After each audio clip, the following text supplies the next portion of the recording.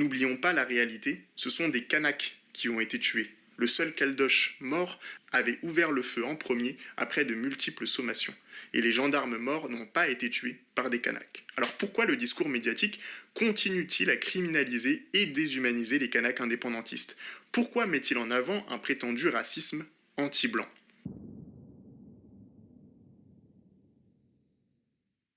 Pour qu'il y ait racisme anti-blanc, il faudrait que les blancs soient sous-représentés politiquement, économiquement, médiatiquement, que les forces de l'ordre soient kanaks et violentent les blancs en toute impunité, que les milices kanaks tuent des blancs sans craindre la justice, que la langue kanak soit la langue officielle, qu'on utilise une monnaie kanak, que les blancs soient discriminés à l'embauche et au logement, qu'on leur apprenne à détester leur accent, leur couleur de peau, leur culture, et que tout ça servent à maintenir un projet colonial kanak. On est très loin de cette situation, qui n'existe d'ailleurs dans aucun pays anciennement colonisé. Autrement dit, la domination raciste n'est pas en train de s'inverser. Au contraire, en mettant en avant les insultes racistes anti-blancs, les colons légitiment encore plus la répression blanche et augmentent la violence de la domination raciste sur les Kanaks. Alors pourquoi on a cru que la domination raciste s'était retournée? Pour expliquer pourquoi ce genre de retournement ne choque personne aujourd'hui en France, je vous propose mon avis personnel, appuyé sur les pensées de Frantz Fanon dans le livre Les damnés de la Terre, et surtout dans son texte Racisme et culture. Je m'inspire aussi d'Aimé Césaire dans son discours sur le colonialisme, d'Albert Memmi dans Portrait du colonisé, portrait du colonisateur, et de Colette Guillaumin dans L'idéologie raciste. Depuis 60 ans, on a limité le racisme à sa dimension morale. On s'est contenté de chercher les petites phrases et les insultes racistes de nos voisins pour les condamner moralement. Parce que cela permettait de pointer du doigt et de décrédibiliser le Rassemblement national et ses électeurs en priorité, mais aussi de décrédibiliser toute personne accusée de racisme.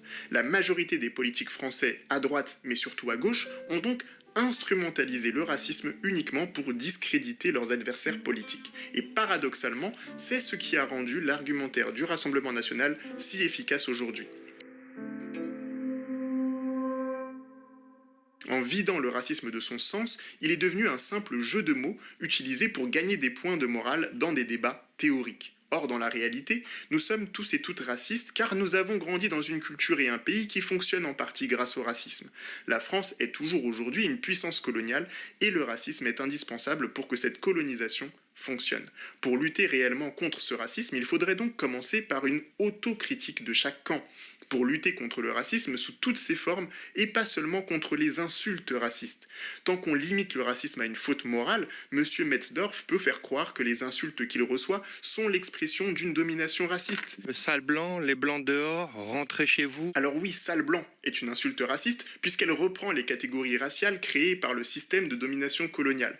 Je condamne donc l'insulte sale blanc car il est urgent de sortir de la grille de lecture raciste. On pourrait trouver plein d'autres insultes plus pertinentes.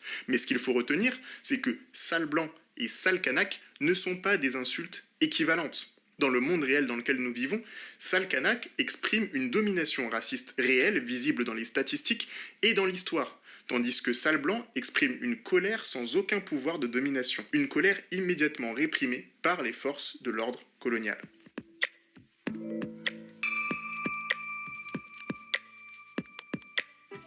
Pour terminer, certains sont surpris de voir les indépendantistes kanaks revendiquer le droit de défendre leurs terres, de garder leurs racines, leur culture, leur religion. On lâche pas, jusqu'à qui va retirer le texte là, qui va voter. Là, non, on lâche pas. On reste jusqu'à s'il faut mourir, on reste là sur les barrages. Pourquoi les Kanaks peuvent-ils formuler de telles revendications alors que les nationalistes français sont accusés de racisme? Encore une fois, il faut observer la réalité. Les Kanaks sont un peuple colonisé qui, après 200 ans de domination française, entrevoit enfin l'espoir de se libérer. Intégrer la République française signifierait perdre leur Sénat coutumier, leurs lois spécifiques et leur autonomie.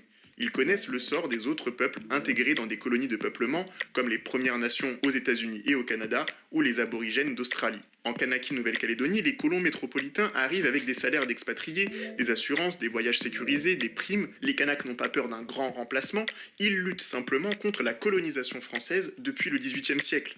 Cela n'a rien à voir avec le militant nationaliste français vivant dans une métropole coloniale, protégé par ses lois, son armée et sa langue, et qui observe l'arrivée de migrants précaires, discriminés, persécutés par les forces de l'ordre. Ces migrants ne sont d'ailleurs pas envoyés par un État colonial, ils viennent souvent en France par rêve ou par nécessité, tandis que leur pays reste néocolonisé par la France.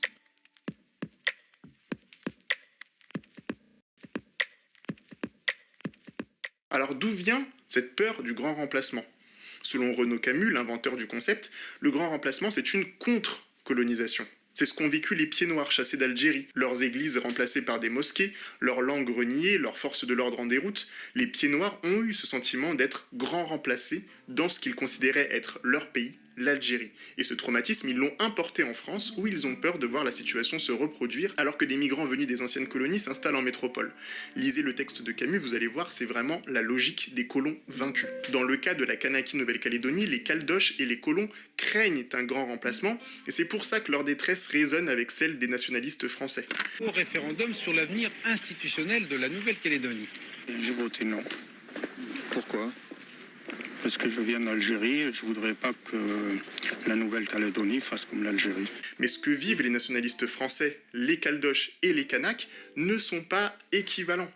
Les Kanaks ne vivent pas une contre-colonisation. Ils vivent une colonisation au sens premier du terme. C'est pourquoi les indépendantistes kanaks refusent l'ouverture du corps électoral tant qu'ils n'ont pas établi avec les autres communautés les bases d'un destin commun apaisé.